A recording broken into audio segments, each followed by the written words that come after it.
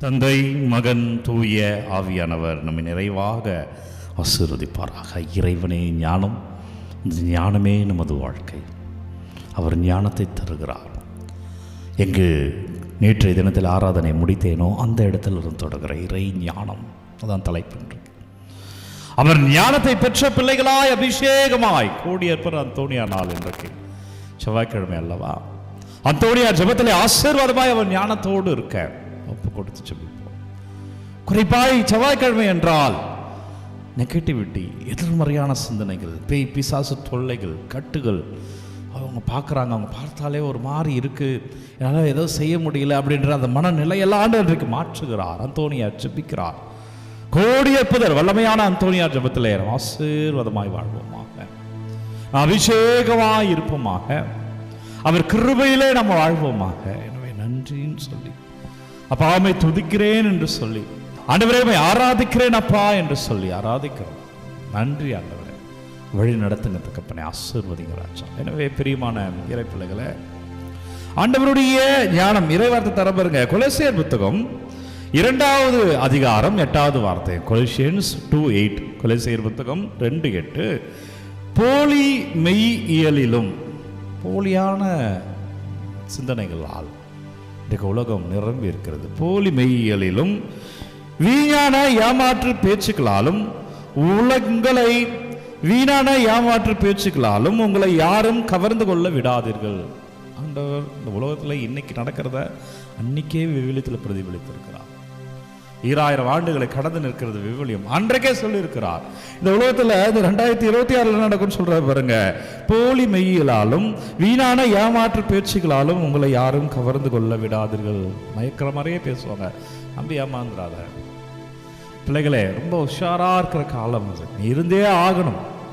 நம்மை ஏமாந்து விடாதே. ஒரு முறை வாழ்க்கையை தொலைத்தால் அதை மீட்பது மிக மிக கடினம்.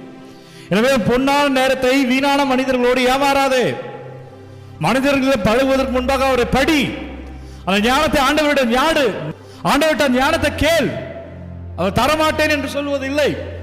அவர் யாரை தன்னிடம் தேடி வருகிறார்கள் அவர்களிடம் இல்லை என்று சொல்கிற கடவுள் இவர் இல்லை. எல்லோரும் அரவணைக்கிற, வருபவர்களை ஆசீர்வதிக்கிற கடவுள் அவர். பிரியமான அன்பு இறை பிள்ளைகளை, வல்லமையான இறைவன் இன்றைக்கு சொல்லுகிற செய்தி, அவை கிறிஸ்துவை அல்ல. கொலோசியர் புத்தகம் 2வது அதிகாரம் 8வது வார்த்தை. போலி மெய்யிலாலும் வீணான ஏமாற்று பேச்சுகளாலும் உங்களை யாரும் கவர்ந்து கொள்ள விடாதீர்கள். அவை கிறிஸ்துவை அல்ல. அது எதை பிரதிபலிக்கிறதா? இயேசுவை அல்ல. இயேசுவின் பெயரை வச்சே கூட உங்களை ஏமாத்துவார்கள். நம்பாத. எதுவெல்லாம் கத்தோலிக்க திருச்சபை அங்கீகரிக்கலையோ, எதுவெல்லாம் கத்தோலிக்க திருச்சபை பெயரால் வரலையோ, நம்பாத. அது ஏமாற்று பாதை. உன்னை கவர்ற மாதிரி தான் இருக்கும். உனக்கு கேட்கறதுக்கு ரொம்ப பிடிக்கும். அல்ல அல்ல. சாத்தானுக்கு இறை வார்த்தை தெரியும். இயேசு பாலினத்தில் சோதிக்கப்பட்டார் இல்லைங்களா? யார் சோதிச்சது? சாத்தான் இல்லையா? பாலினத்தில் இயேசு சோதனைக்குள்ளான போது சோதித்தது சாத்தான். எதை வைத்து சோதித்தான்? இறை வார்த்தையை வைத்து. இறை வார்த்தை தீயவர்களுக்கும் தெரியும்.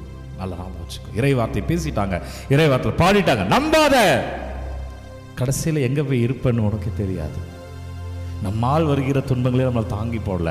அடுத்தவரை நம்பி அதனால் வருகிற துன்பங்களை எப்படி உன்னாலும் என்னாலும் தாங்க முடியும்? நம்பாத. அவை கிறிஸ்துவை குறிப்பது அல்ல. அவை கிறிஸ்துவை அல்ல. அப்போ அப்படி போலியானவளை எதை குறிக்கிறது என்றால், மனித மரபுகளையும் உலகின் பஞ்சபூதங்களையும் சார்ந்தவை. இன்னைக்கு அங்கே போனால் நடக்கும், இங்கே போனால் நடக்கும். குறிப்பாக ஒரு கிறிஸ்தவ வீட்டுக்கு போயிருந்தேன். 5 வருஷம் போராடினாங்களாம் இடத்த வாங்கிட்டு வீட்டுக்கு எடுத்துக்க பணம் சேர்க்க. 5 வருஷம். ப்ளஸ் பண்ணுங்க ஃபாதர். போனேன், கூட்டிகிட்டு போனாங்க. காலையில் 6 மணிக்கு போனேன். போய் பார்க்குறேன், அங்கே ஒரு சின்ன சாமி படம் கூட இல்லை. அங்கே பார்த்தா கல் வச்சிருக்கு. கல்லில் சந்தனம் அதெல்லாம் பூசிருக்கு. என்னை ப்ளஸ் பண்ண சொல்கிறாங்க. நான் கேட்ட சாமி படம் இல்லை, அந்த அவர்கள் மதத்தை வைத்திருக்கிறாங்க. நான் அவங்களுக்கு வர சொல்லலை, அவங்க வேலையை அவங்க கரெக்டாக செய்கிறாங்க. எங்கே உங்களுடைய விசுவாசம்? அவங்க விசுவாசத்தை வச்சு என்ன ப்ளஸ் பண்ண சொல்கிறீங்களே? இல்லை ஃபாதர், அவங்க நம்பிக்கை, அவங்க நம்பிக்கை தானே, அவங்களுக்கு வர சொல்ல. உங்கள் நம்பிக்கை எங்கே போனது? அப்போ உனக்கு என்னென்னா ஒரு பயம். வீடு கட்டின உடனே சாமி படத்தை கொண்டு வந்து அவங்க சாமி படத்தை வைக்க விடுவியா? விட மாட்டல்ல. பயம். ஒருவேளை அந்த கடவுள் உண்மை கடவுளாக இருந்துட்டா சரி, அந்த ஆசீர்வாதம் வேணும் நீ தேடுற. நம்பாத. ஆண்டவர் சொல்ற பாருங்க இறை வார்த்தையில, அவை மனித மரபுகளையும் உலகின் பஞ்சபூதங்களையும் சார்ந்தவை, எனவே அவற்றை குறித்து கவனமாயிருங்கள். அவங்க திட்டின சாமி படத்தை எடுத்துட்டு வாங்க, அவங்க விசுவாசத்தோடு வந்து நிற்கிறாங்க, அவங்க கடவுள் மேலே அவங்க நம்பிக்கை வச்சுருக்காங்க, அதில் குறை சொல்ல, அது அவங்களோட நம்பிக்கை. ஆனால் உனக்கு ஒரு நம்பிக்கை இருக்கு இல்லையா? வீடு உன்னுடையது தானே. நீ பணத்தை கொஞ்சம் குறைச்சி கொடுத்தா அவங்க வீடு கட்டுவாங்களா? அப்போ ஏன் அவங்க நம்பிக்கையை நீ அனுமதிக்கிற? அப்போ உனக்கு நம்பிக்கை குறைவு. நான் அவங்கள குறை சொல்லலை, அந்த கடவுளை நான் குறை சொல்லலை, அது அவங்க நம்பிக்கை. ஆனால் உன் நம்பிக்கை எங்கே போனது? எனவே இந்த உலகத்தில் ரொம்ப கவனமாக இருந்தணும். கேடு பல வகையில் இன்னைக்கு வந்துட்டு கவனமாக இருந்தோம். நான் எந்த மதத்தையும் குறை சொல்லலை, ஆனால் உன் மதத்தில் நீ சார்ந்திரு, உன் நம்பிக்கையில் நீ சார்ந்திரு. உன் ஆண்டவர் உன்னை விடுவிக்கிறார், உனக்கு ஆற்றல் தருகிறார், உன்னை பலப்படுத்துகிறார், அபிஷேகத்தால் நிரப்புகிறார். சார்ந்திரு.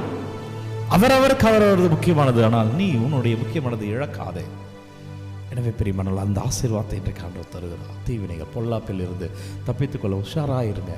அப்படின்னா ஜெபிங்க, அவருடைய பிரசன்ஸ்ல இருங்க, ஜெபமாலையை தாங்கிடுங்க, பூசைக்கு போங்க, தனி ஜெபத்தில் அமருங்க.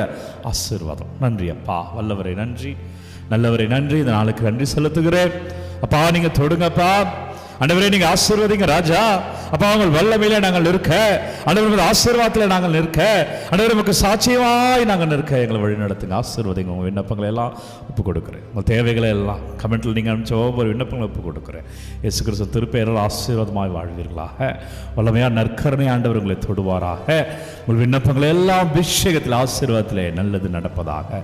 தலைவணங்கி எல்லாம் வல்ல இறைவனுடைய ஆசீர்வாதத்தை பெறுவேன். எல்லாம் வல்ல இறைவன் நம்மை தந்தை, மகன், தூய ஆவியார் நம்மை நிறைவாக ஆசீர்வதிப்பாராக. இந்த நாளும் இனிய நாளே. அன்பர்களே, ஒவ்வொரு நாளும் விடியற் காலை 3 மணிக்கு இந்த ஆராதனை வழங்கி கொண்டிருக்கிறோம். இறைவன் ஞானத்தை வழங்குகிறார். எனவே அந்த ஞானத்தை பெற இந்த காணொலி யாருக்கு தேவையோ அவர்களோடு பகிர்ந்து கொள்ளுங்கள். விண்ணப்பங்கள் கமெண்ட்டில் அனுப்புங்க. உங்களுக்காக நான் ஜெபிக்கிறேன். God bless you. Take care.